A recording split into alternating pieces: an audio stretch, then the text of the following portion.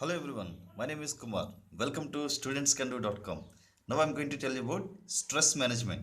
The word stress means pressure or tension. Stress is a huge factor which can affect the quality and effectiveness of an individual. Conflict leads to stress and stress leads to further conflict. Therefore, this needs to be understood in a more detailed way. The optimum level of stress depends on two factors. One, in the level of physical activity demanded by the task. Another is the perceived difficulty of the task. Also, the same amount of stress affects different individuals differently, producing different types of responses. Thus, under the same pressure, some may respond positively while others will have no reaction at all. The response to stress depends on each one's perception of the stress causing factors, the belief in one's ability to cope with it, and the expectations about the outcome of the whole process. This explains why some people thrive on pressure while others fall apart. Thus, the outcomes of stress depend on two main aspects of an individual. The first one, personality types. People are categorized into personality A and personality B. A type of persons. A person who is competitive, hard driving, tense, aggressive, preoccupied with deadlines, work oriented, and with a high need to control his environment. B type personality is the one who does not suffer from impatience and time urgency, does not need to impress others with his or her achievements, is able to work without agitation and relax without guilt. People with type A personality are therefore likely to experience more stress. Second point, control and influence. The second aspect which determines our response to stress is the extent to which we believe we can control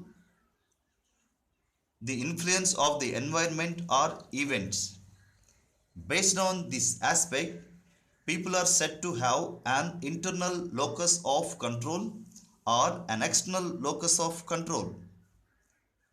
Internals are those who feel that they make things happen, while externals are those who feel those things happen to them. Lack of self control and influence is the major cause of stress.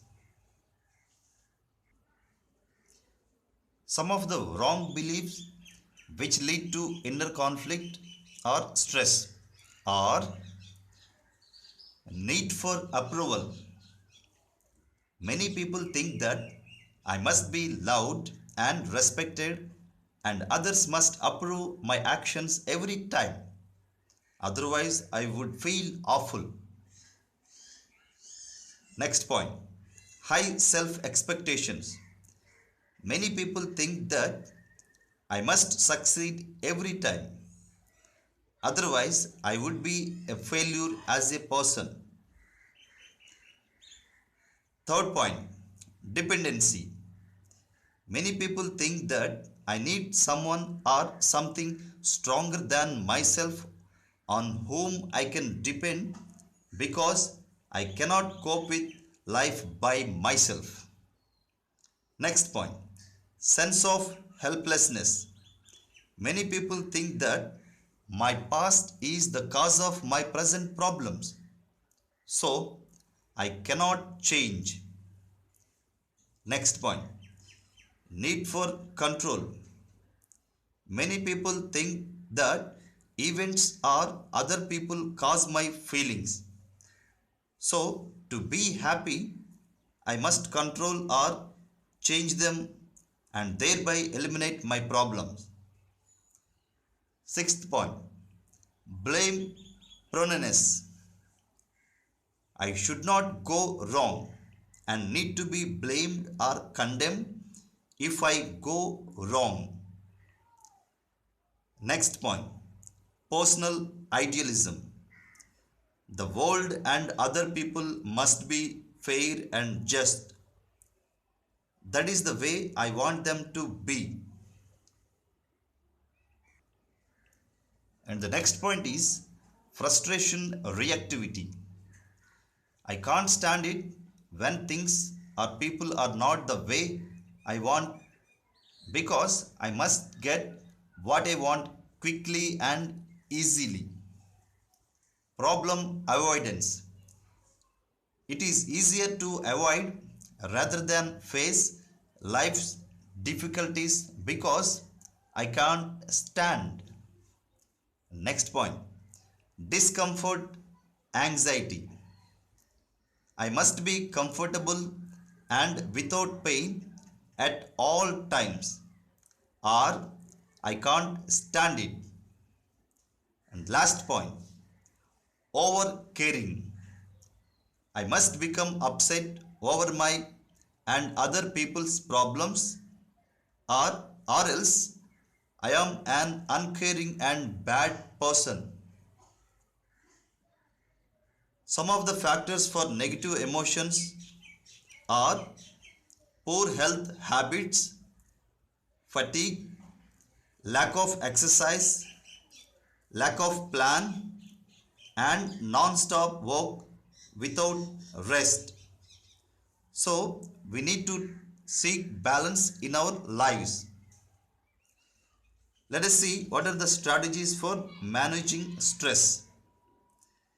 Stress can lead to problems of health, mental, and emotional well being, job performance, and interpersonal relationships are also going to affect a lot. To prevent or minimize stress levels, some suggestions are given below. First one, plan your day. Do your works or responsibilities.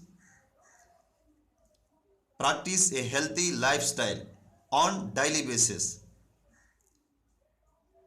Physical exercise and sufficient rest help relax the body and the mind also. Monitor your stress level. Identify the causes of your stress. Deep, deep breathing exercise also reduces your stress level. Progress muscle relaxation. Thinking calming words and images also reduce our stress level. Remember this, nothing can bring you peace but yourself. These are all very powerful and on the spot calming techniques. Please use them. Yoga is an excellent practice for relieving stress. Always know your limit. If your problem is beyond your control at the moment, learn to accept it and wait for a better time. Find time for leisure activity. A powerful antidote is having a network of close, trusted, and supportive groups of either family or friends in whom you can confide. Intra-individual stress is often due to some unrealistic beliefs which we accept unquestioningly. When we set our problems against these negative thoughts, our stress levels increase. When we question and challenge these so called accepted beliefs, we become more confident with them. I hope these are very useful for each and every student. Please implement them. Thank you so much for watching. All the best.